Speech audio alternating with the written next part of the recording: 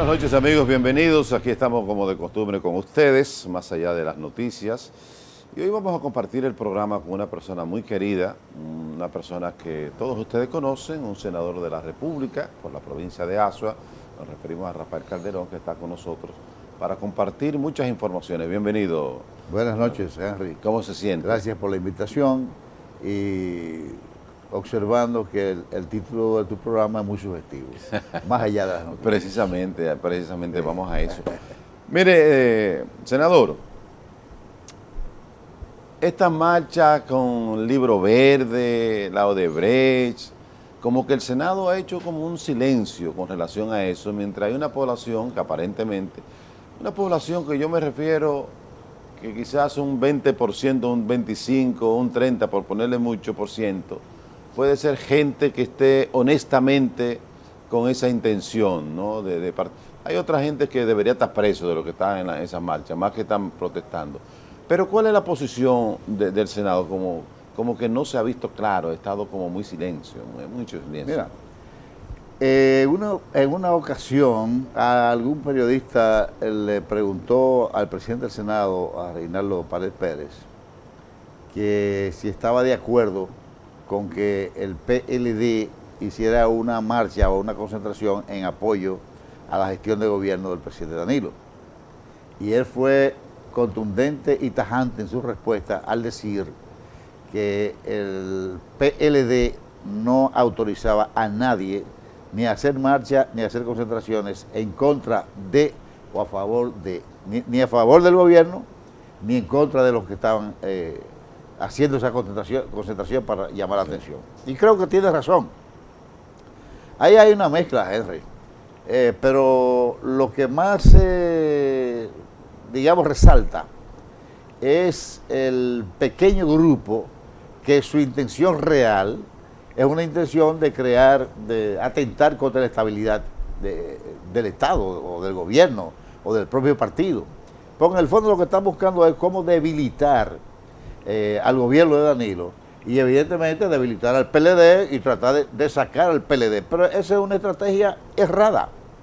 La única manera de tú ganar unas elecciones y desplazar a un partido político que está en el gobierno es trabajando todos los días, conquistando nuevos adeptos y sumando gente que van a votar por ti por conciencia, porque están identificados con lo que tú le estás ofertando.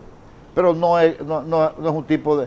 No, yo te voy a decir que es una conspiración abierta, pero en el fondo es una estrategia de oposición, manipulando a veces otros sectores que inocentemente participan en eso sin darse cuenta que es lo que buscan. Y para mí, en el fondo, ¿sabes lo que va a pasar?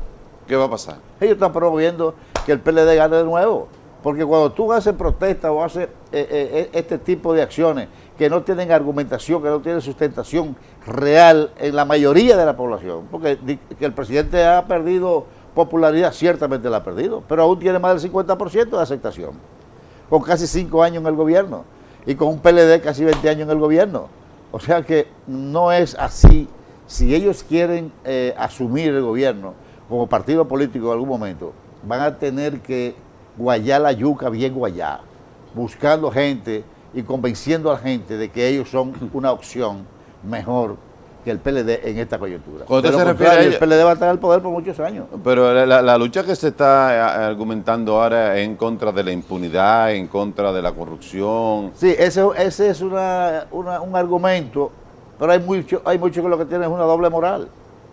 Hay mucho, como tú decías, que no le luce estar en ese tipo de actividad. Pero hay muchos que están... pero hay un porcentaje de ellos, sí, que 20, un 30% de los que van ahí, que efectivamente lo que quieren es que el gobierno es transparente. Ahora, yo no sé si el gobierno va a poner en práctica una estrategia comunicacional más efectiva, lo mismo que el partido, porque lo que han hecho los gobiernos del PLD, y me refiero desde el 2004 para acá, incluyendo por supuesto al gobierno del presidente Danilo, lo que ha hecho... ¿Usted excluye al del presidente Leonel Fernández? Claro, o sea, desde... ¿Lo excluye? Desde el 2004. Entonces sería del 96, acá. Del 96. Pero, bueno, del 96 usted está en el 2004, claro. Sí, claro. Porque el del 96 fue 4 años y ahí. Pero sí, del 2004 para acá, es cuando los gobiernos del PLD han puesto en marcha mecanismos que están dando sus resultados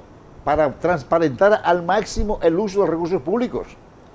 ¿Y quién ha medido cuánto se ha ahorrado o cuánto se ha dejado de perder en el gobierno por ese tipo de medidas que se han tomado en leyes, en programas, en publicidad, en mecanismos de control? Porque ahora no cualquiera que puede decir que yo voy a coger 10 millones, 20 millones de aquí y se lo voy a asignar a fulano en una obra o un proyecto. No, eso no es tan fácil. Quiere decir que el gobierno tiene suficiente material para demostrar que ha estado haciendo no lo suficiente, porque eso es un tema de carácter cultural incluso. Yo oí en estos días a un señor que decía, bueno, si tú estás en el gobierno, tú puedes salir rico sin robar. Digo, ¿cómo que se sale rico sin robar? No, porque es que te entran como quiera. Digo, ¿cómo que te entran como quiera? No, que la compra, que el 10%. Digo, pero que eso es corrupción también. ¿O es que tú crees que eso no es corrupción? Es que cuando a ti te dan el 10% porque tú compraste algo, sencillamente eso aumenta el precio del servicio o del bien que se adquirió para el Estado. Pero la gente cree que eso no es robar, eso no es eso es cultura, eso es algo eso normal. Pero hay una, no se puede negar que hay en la población una sensación de que hay que hacer algo con relación al manejo de los recursos del Estado, porque hay una especie de exposición de bienes de gente que llegó en otras condiciones al poder y ha estado manejando y ha estado exhibiendo una serie de fortunas que, bueno, por lo menos aquí no hay la inversión del fardo de la prueba, pero la verdad es que la gente está viendo algunas cosas que dice, bueno, hay que parar esto, porque esos recursos que se desvían y van a manos de particulares son recursos que se dejan de invertir en educación, en salud, en escuelas, en vivienda, etcétera. Mira, los niveles de corrupción son evidentes. De que hay corrupción, y la ha habido siempre. Ahora, lo que no se puede es afirmar de manera categórica que en el gobierno de Danilo Medina, o en los gobiernos de Danilo Medina, esos niveles de corrupción se han incrementado. Lo que yo creo es que se han puesto en marcha mecanismos para enfrentar esos niveles de corrupción. No es que se niegue, nosotros no negamos que haya corrupción. ¿Se está haciendo algo con relación a eso? No puede asumir eso como una bandera para atacar al gobierno como si el gobierno no hubiera hecho nada o no estuviera haciendo nada para reducir ese nivel de corrupción. Pero corrupción se sabe que hay. Y la ha habido siempre, desde todos los gobiernos de aquí. Desde que, bueno, el primero fue Trujillo, ¿verdad? Pero antes de Trujillo también, porque tú coges a Horacio y coges a Báez y la mayoría de ellos eran corruptos, tal vez con excepción de Espaillat. Pero la mayoría eran corruptos, empezando por Lili y el mismo Santana. Entonces todo eso se ha ido, yo te digo, se ha ido mejorando poco a poco, por eso es la transformación de un comportamiento, de una actitud, de una conducta que ya es parte de la cultura. Y eso se cambia de manera lenta, no se va a cambiar de golpe. Y yo creo que hay que reconocer, independientemente de que se reconoce la presencia de actos de corrupción clarísimos, a pesar de eso, hay que reconocer también el esfuerzo que hace el gobierno para enfrentar ese tipo de situación. Eso es lo que yo digo. Como el caso que usted, por ejemplo, el caso que ha estado en... Lo de Odebrecht. Lo de Odebrecht, ¿no? Pero la parte de aquí del CEA, ¿no? Del crimen que ocurrió en San Pedro de Macorís, que ha destapado una caja de Pandoras con relación a lo que es el CEA y su instrumento de repartición y de venta de terrenos, que según los últimos reportes, lo que estalló, lo que provocó este horrendo crimen fue precisamente una venta de unos terrenos, y el presidente inmediatamente empezó a darse cuenta o empezó a fluir la información, creó una comisión integrada precisamente por el consultor jurídico del Poder Ejecutivo, José Dantes Díaz, el director ejecutivo, Fabio Darío Espinal, el director Dantes Díaz, director ejecutivo de titulaciones permanentes del Estado, que formarán parte de esta comisión. Es decir, ¿cómo usted ve esto?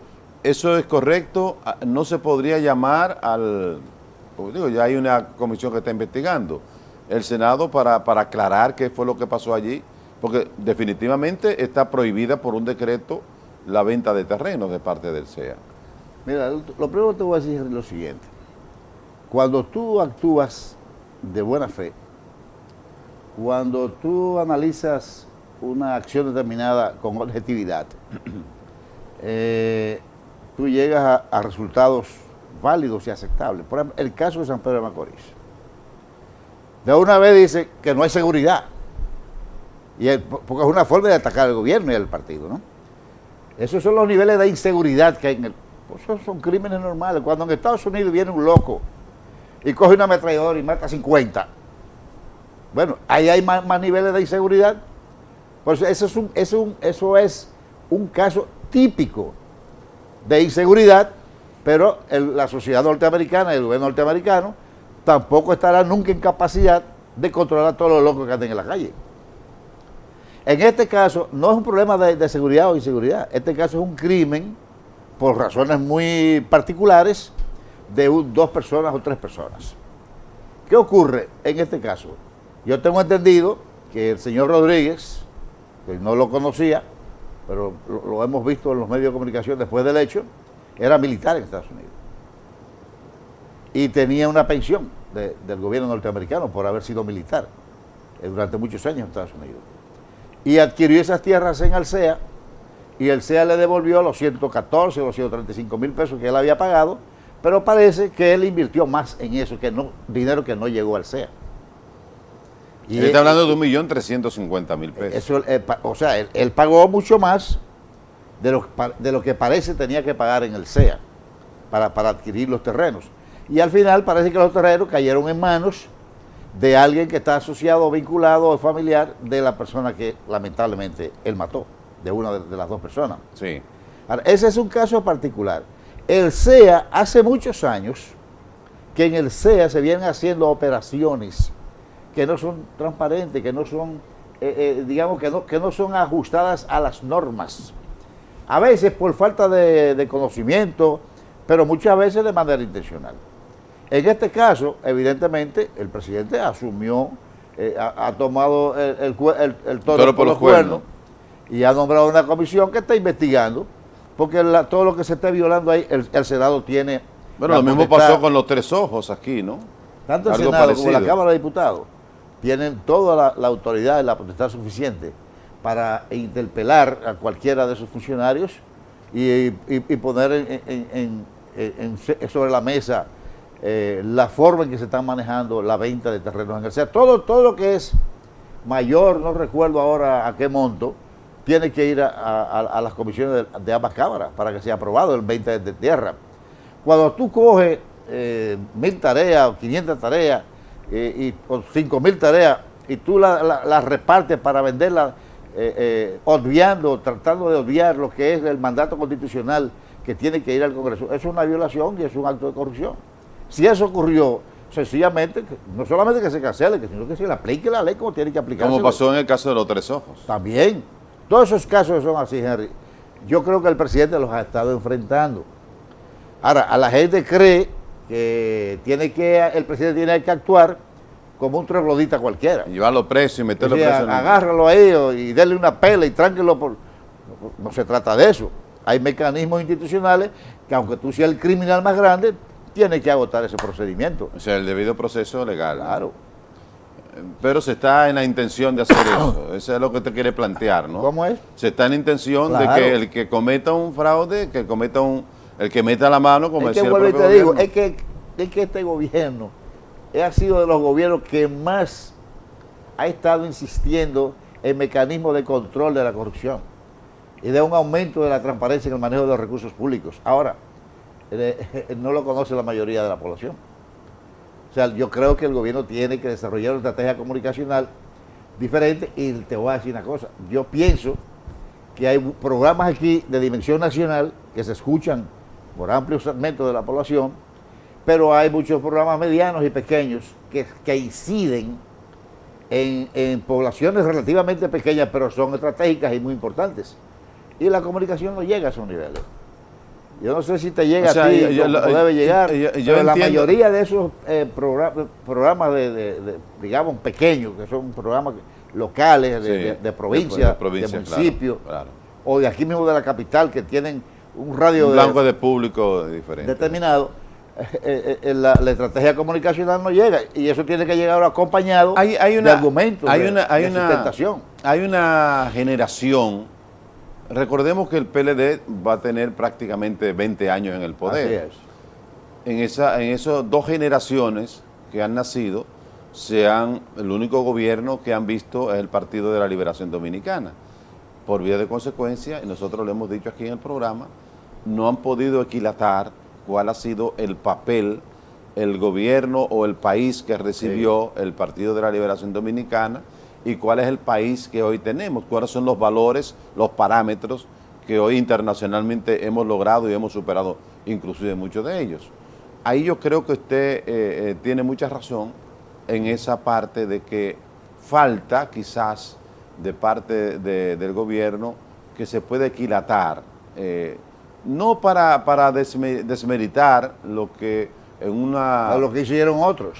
Y no solamente lo que hicieron otros, sino para que se quiera ver esto como que esto es para enfrentar el escándalo de Brecht, que no es un escándalo nacional, sino un escándalo internacional, porque involucra a otros países, inclusive los Estados Unidos. Que en ese caso se está haciendo lo que nunca se había hecho tampoco. Sí, así mismo es. Inclusive Estados Unidos, que hoy sale la información de que en el caso de República Dominicana no hay ninguna documentación. Eso ya es un problema que tiene más implicaciones, más serias. O que implica adoptar otros procedimientos. Exactamente. Entonces, pero hace falta que una nueva generación pueda conocer lo que ciertamente ha hecho el PLD para que pueda tener una idea más clara, ¿no?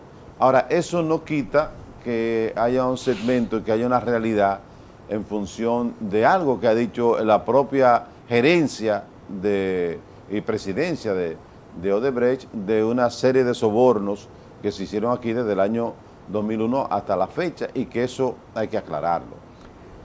Mira, Henry, de eso no tenemos ninguna duda, ¿verdad? De que hay que aclarar todo eso, y más que aclararlo hay que enfrentarlo y aplicarle las sanciones que indiquen la ley. Sí. Ahora, yo te voy a decir, eso que tú señalas, de que hay una generación casi completa que todavía no se ha dado cuenta que en los últimos 15, 20 años es el PLD, el partido en el gobierno, que ha impulsado de manera más sostenida y de manera más significativa la transformación de la sociedad dominicana. No es lo mismo la economía dominicana de hoy que la que teníamos en el 2004. No es lo mismo. Este es 20.000 veces mejor. Pero además, no solamente en calidad, sino también en magnitud de operaciones financieras, del movimiento económico del pueblo dominicano. Pero no solamente eso, tú puedes coger también y comparar lo que había cuando llegó el PLD al gobierno en el área de educación. Lo que se registra en educación es una verdadera revolución de transformación de lo que es los maestros, que yo quisiera que le llegaran el salario a 100.000 pesos porque se lo merecen, sobre todo cuando son capaces. Yo creo que un maestro debe ganar lo suficiente para estar tranquilo. Pero pienso también que todo tiene que manejarse con ciertos niveles de prudencia y de sensatez. A los maestros se le aumentó un 68% en los últimos 4 años. Ahora ellos están buscando un 15%. Yo pensé que el ministro se había comprometido con ellos a aumentar el 15%, pero oigo que están hablando de un 5%. Lo que tiene el ministro que sentarse con los maestros y el PLD demostrar lo que es realmente, cómo valora la parte de educación, y los maestros también comprender que aunque se le aumente el 15% ahora, también hay que invertir en la formación de esos maestros, que hay varios miles de millones disponibles para el año 17 con esos propósitos. Pero coge toda la infraestructura de salud, de que cuando llegó el PLD, te hablo nada más que del 2004, porque en 1996 el presidente Leonel también hizo grandes inversiones en infraestructura a nivel nacional. Pero todo lo que es el sistema de irrigación a nivel nacional, o el apoyo mismo a la agricultura, el apoyo al turismo, la estabilidad macroeconómica, el crecimiento, la reducción de la pobreza, la reducción de los niveles de desnutrición. Es que es una sociedad diferente. El incremento del segmento de clase media, todo eso es una sociedad diferente. Ahora, hay que explicarla, hay que informarla, hay que decir qué hicimos durante todos esos años, para que esa generación pueda ir viendo que el PLD no se le puede pedir en el gobierno que resuelva todos los problemas de un solo tablazo. Es que ha ido resolviendo muchos problemas, y muchos de esos problemas que hoy existen, como es el tema de la corrupción, también han sido enfrentados con mecanismos diversos, y seguro que si tú lo mides, tiene algún nivel de reducción, de disminución en su aplicación efectiva en el seno de sobre todo las instituciones públicas. Porque no es que no haya corrupción, las hay. Y cuando se descubren, hay que aplicarle la ley. Pero no quiere decir que el gobierno no esté haciendo nada, ni haya hecho nada con respecto a ese tema.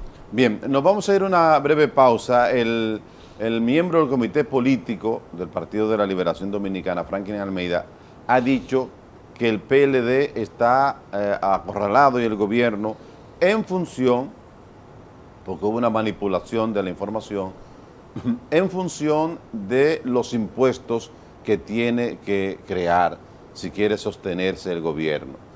O se lo aplica a los pobres, decía él, o lo pagan los pobres o lo pagan los ricos. Vamos a ver un poco, hablar de eso cuando regresemos de esta pausa comercial. Ya regresamos.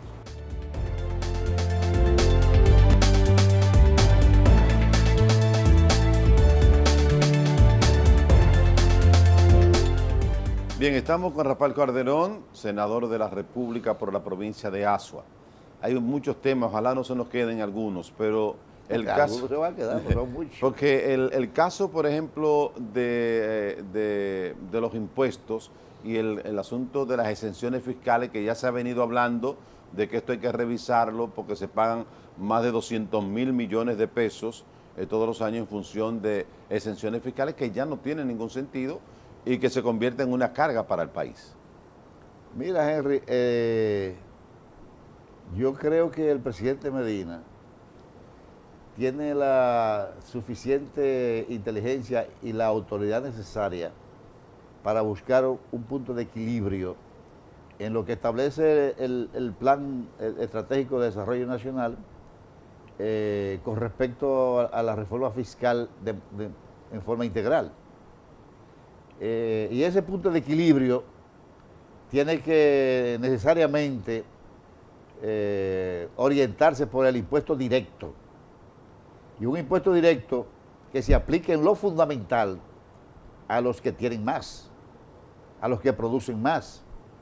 Eso no le puede traer no le puede traer un enfrentamiento con sectores poderosos económicamente, porque vimos, por ejemplo, esta declaración que dio Franklin fue manipulada intencionalmente por algunos medios de comunicación que obedecen a sectores económicos poderosos o a grupos financieros poderosos.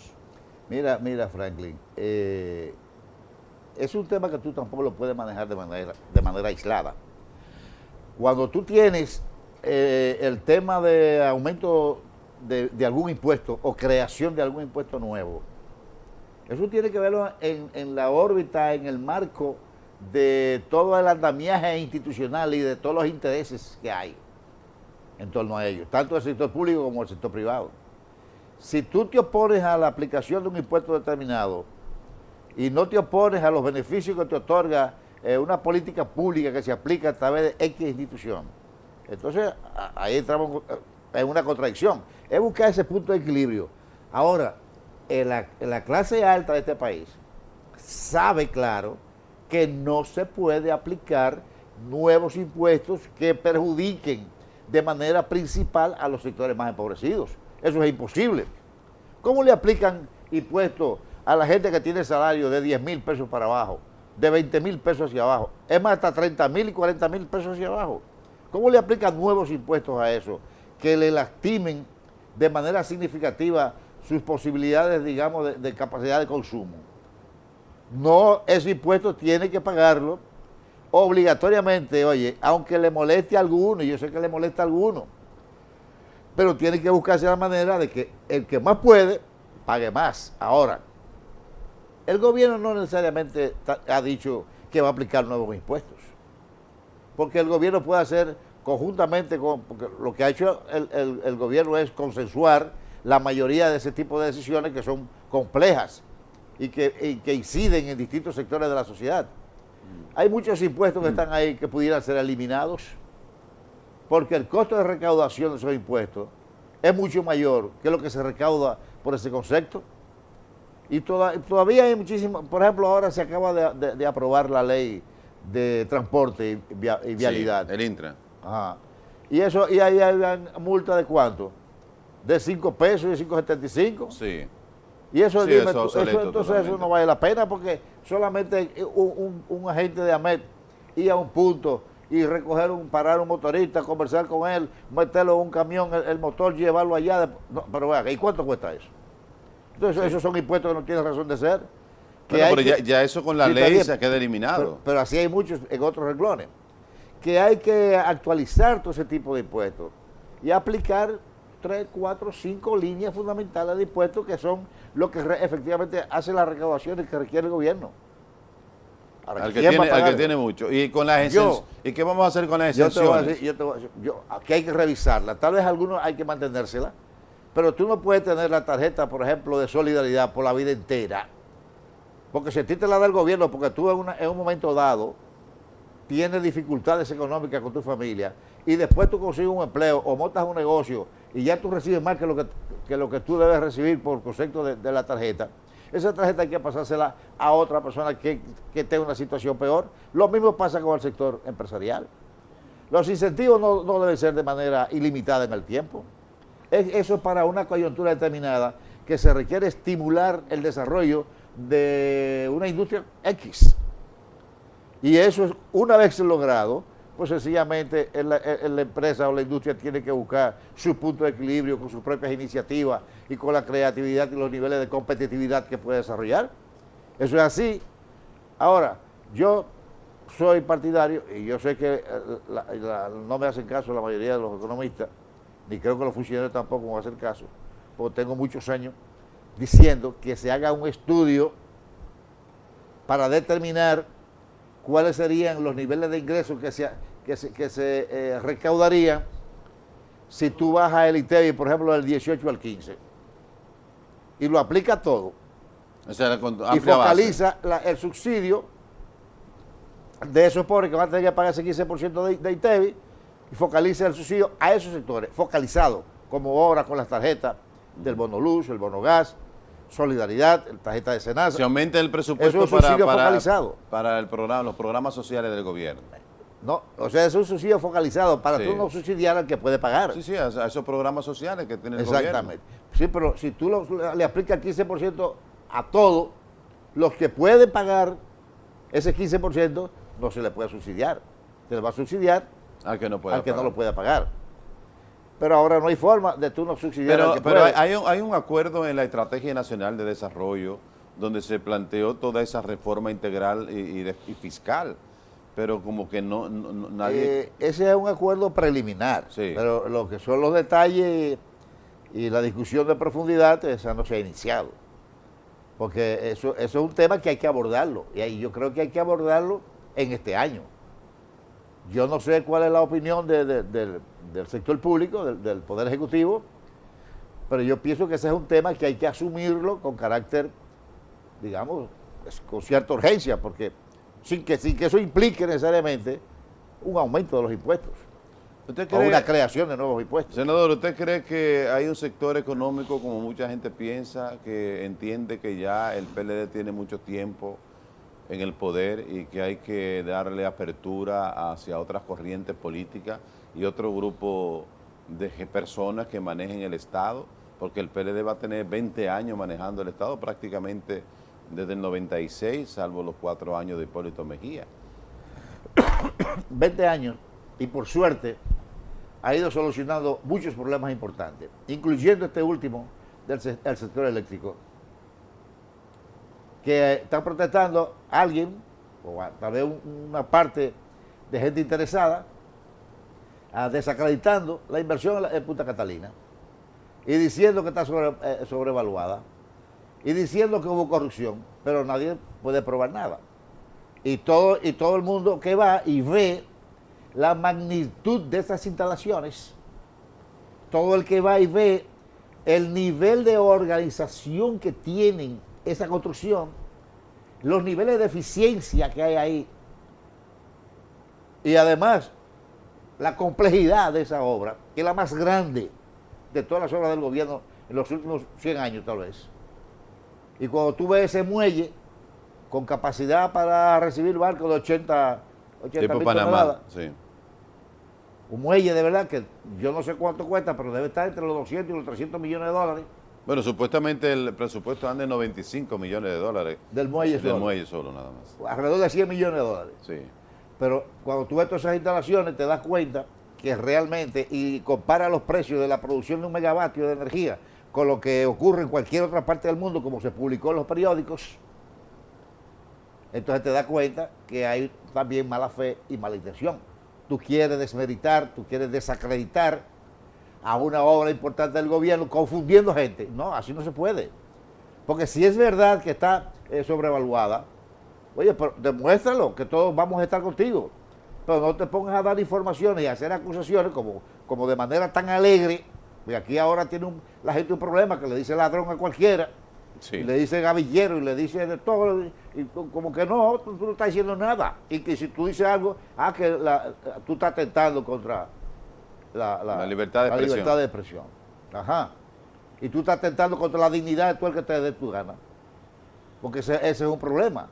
Entonces, es un problema de equilibrio. Pero en el caso de Punta Catalina también se mezclan muchos intereses económicos, porque Punta Catalina evidentemente es una mega obra extraordinaria que va a venir a rendir un papel fundamental para el desarrollo y para la estabilidad en función no solamente de la producción de energía, sino del costo de la producción de energía. Punta Catalina va... que podría sacar de competencia a muchos del sector privado. ¿Podría estar por ahí entonces Es que Punta Catalina esta campaña que le han armado en contra de Punta Catalina? va a resolver en un porcentaje alto el problema de la energía en República Dominicana y va a bajar los precios del kilovatio. La gente va a consumir energía más barata a partir de Punta Catalina. Pero hay un sector que se va a perjudicar. Porque si usted no es competitivo, si usted no tiene una inversión eficiente, porque hay que invertirle para actualizar la tecnología, entonces usted va a perder. Y ese sector que entiende que va a perder porque lo van a sacar del mercado, no es que lo van a sacar, es que él se sale del mercado.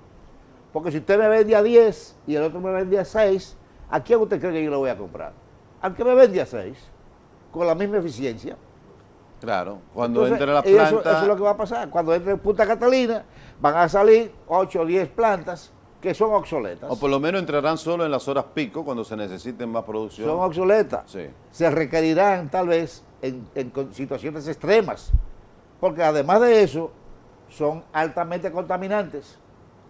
O sea, el nivel de contaminación que se va a eliminar por la presencia de Punta Catalina es mucho mayor que cualquier nivel de contaminación que pueda registrarse con la operación. Punta Catalina operando. Entonces, eso es así. El tema del sector eléctrico quiere sacar al PLD del poder. O claro, toda la oposición quiere ir a gobernar. Pero vuelto, repito. ¿No están patrocinados muchos de estos movimientos, como se dice en la voz del pueblo, por sectores Oye, están económicos? patrocinados Porque, por ejemplo, esa marcha que se dio en contra de la impunidad, que el 90% de la población está apoyando la intención. No voy a decir que la marcha, pero la intención sí, pero eso tiene un costo. Alguien paga ese costo. ¿Eso tiene que ver con esa lucha o realmente hay otros intereses ahí? Mira, es posible que hayan algunos personajes del sector privado que estén de acuerdo con ese tipo de actitud y creo que están equivocados. Bueno, porque han metido a Punta Catalina el caso de Brecht y lo han querido... Sí, puede ser que hayan algunos equivocadamente que estén haciendo eso. Pero en el fondo, lo que está haciendo la oposición, que es una oposición desintegrada, sin ninguna posibilidad en el corto y mediano plazo, está aprovechando de eso para reunir 5, 6 o 7 mil gente y hacer una protesta, y tiene razón. O sea, ellos están cumpliendo con su estrategia, con su papel de opositor, y están aprovechando todo lo que ellos entienden que es una debilidad del gobierno y lo están resaltando. Ahora, el gobierno es inteligente y está mirando que eso es lo que ellos están haciendo. Ahora, lo que pasa es que vuelvo y te repito, el gobierno tiene que, y el partido también, tiene que empezar a aplicar una estrategia de comunicación que resulte más directa, más efectiva, más comunicativa, más actualizante de esos sectores de la población que eso que usted dice, ¿cómo se ha visto eso en su provincia, en Asua? Ese desarrollo, esa mano del gobierno que ha empezado a implementarse, bueno, mira, ¿qué está pasando en Asua? En Asua, Henry, ha pasado lo siguiente. El presidente nos ha visitado varias veces. Nosotros estamos en la provincia casi de manera permanente. Allá o aquí, no importa, pero estamos en comunicación permanente. En Asua, los medios de comunicación se enteran fácilmente de que han sido construidas 53 nuevas escuelas. No pueden negarlo. En Asua, la gente se da cuenta, rápidamente cuenta de que se está terminando de construir un centro diagnóstico para darle servicio gratis de análisis médico a todos los pacientes de la provincia. Pero también se dan cuenta que se está ampliando el canal Asua 2, que es un sistema de irrigación súper moderno. Y también se dan cuenta que se inauguró recientemente la ampliación de la presa de Sabana Yegua, o que se construyó el play de Barrera, que se está terminando ahora, o que se terminó el del Rosario, o que se está construyendo, se terminó el del Proyecto 4, el de Sabana Yegua, y que ahora va en marcha el estadio de Azonia, de la María, de los Ovillos y de los Toros y de otras comunidades.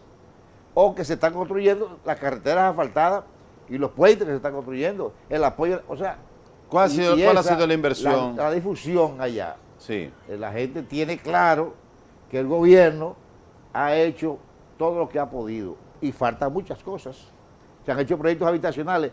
A nosotros tenemos que tener muchos más proyectos habitacionales, sobre todo en el casco urbano ahora y en otros municipios de mediano tamaño, y reparación de muchas viviendas. Mayobanex Escoto, a mi juicio, está haciendo un trabajo excelente y creo que va a seguir así, y eso va a mejorar mucho las condiciones de vida de las familias más pobres del país.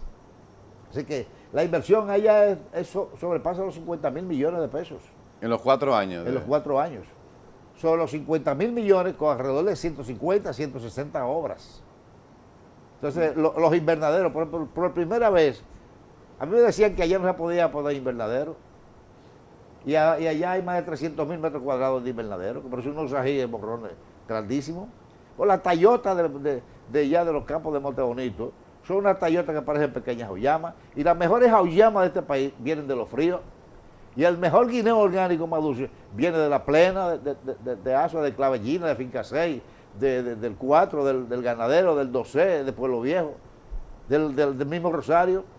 Ajá. Y los melones mejores, ¿de dónde vienen? De Asua. Y la cantidad, la mayor productor de tomate, ¿dónde? De Asua. Y son unos tomates, oye, que parecen de los tomates chinos de ensalada, porque son grandes y hermosos. Sí. Y tenemos agua por todas partes, pero no solamente es el tema de la agricultura, es que también en Asua, los jóvenes de Asua se han destacado en la parte cultural, y mira que hay mucho desempleo.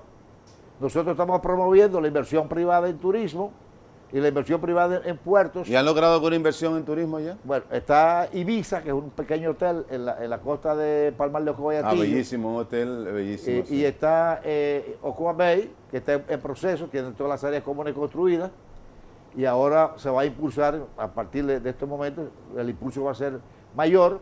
Estamos esperando unos inversionistas norteamericanos y asiáticos para Playa Cauvita y Playa Ubero, hace ya varios años, pero están por llegar en 2 o 3 semanas con las inversiones necesarias para hacer 5 hoteles, un aeropuerto internacional y una marina. Eso va a generar miles de empleos. Allá en Asua van a hacer una marina también. Y ahora recibimos aquí parte de los dueños de los terrenos en Asua, de Inversur, que es una empresa privada, que aquí la está coordinando don Tony de Moya, que es una persona altamente conocida en esos medios, para la construcción de un megapuerto que está planteado hace muchos años, un megapuerto y un parque industrial de zona franca. Un megapuerto por donde está Opuvisa, en este... No, a la entrada de Aso a la izquierda. Ok. Todo donde estaba Tortuguero. Por estaba Tortuguero, sí.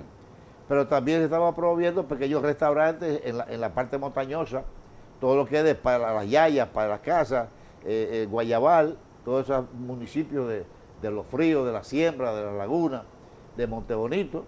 La siembra de café, son millones de matas de café que se están sembrando.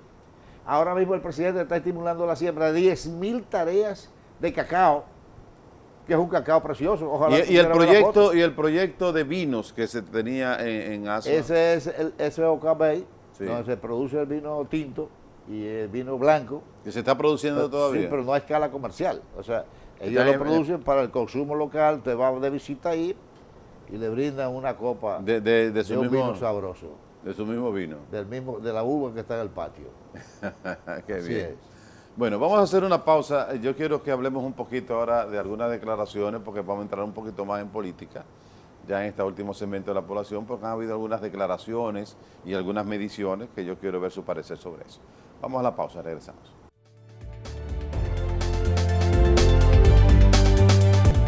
Senador, 3 minutos y 2 preguntas. Ajá, vamos a ver. El expresidente Hipólito Mejía ha dicho que está por ponerse la ñoña de nuevo. El presidente Danilo Medina sigue saliendo puntero y sigue siendo la persona que anda cerca de un 60%, lo que quiere decir que hay posibilidades entonces de que pueda haber una modificación de la Constitución. Mira, tú ves cuando un objeto viene a alta velocidad, ¿verdad? Sí. Y frena, tú vas a un carro, Sí. o en el mismo avión, pero sobre todo un vehículo, y va a mucha velocidad y frena de golpe, el cerebro no frena junto con el resto del cuerpo. El cerebro sigue como una bala hacia adelante. Y por eso, si tú no tienes el cinturón de seguridad, o si no tienes el espaldar del sillón que te dé a la cabeza, entonces te puedes desnucar o puedes crearte dificultades que te invalidan. Entonces yo pienso que la sociedad dominicana, que pasó muchos años con elecciones cada 2 años, como que los dirigentes políticos no se han dado cuenta, una parte al menos, de que se cambió eso precisamente para dar un respiro a la sociedad. Y que usted no puede estar metiendo política todos los días, sino que lo que hay que trabajar y cumplir con los compromisos asumidos para que la gente viva mejor, viva más tranquila, viva más feliz. No es para complicarle la vida con temas que tú crees que se pueden plantear en cualquier momento. Yo pienso que lo prudente es tocar temas de candidaturas o de posibles o potenciales candidaturas un poco más adelante, tal vez un año antes de las elecciones. Pues temprano lo de Hipólito. Están programadas para el día 20. Yo pienso que cualquier decisión, cualquier actitud asumida en este momento, no creo que ayude a lo que es el desarrollo del país, o que contribuya a mejorar las condiciones de su propio partido. Pero habrá posibilidades de que Danilo pueda ser el candidato de nuevo del PLD. Es que ya te digo, me parece tan temprano que hablar de posibilidades de que Danilo se pueda reelegir de nuevo, me parecería a mí ser imprudente, actuaría como un imprudente. Yo pienso que las cosas se dan cuando las condiciones objetivas están dadas. Si no hay condiciones objetivas, eso no se va a dar aunque quiera que quiera. Ya te lo digo. Muchas gracias, senador, por venir al programa, muy amable. Gracias por ese espacio que nos dedicó a nosotros y claro, al público televidente. Ustedes gracias por acompañarnos y hasta la próxima.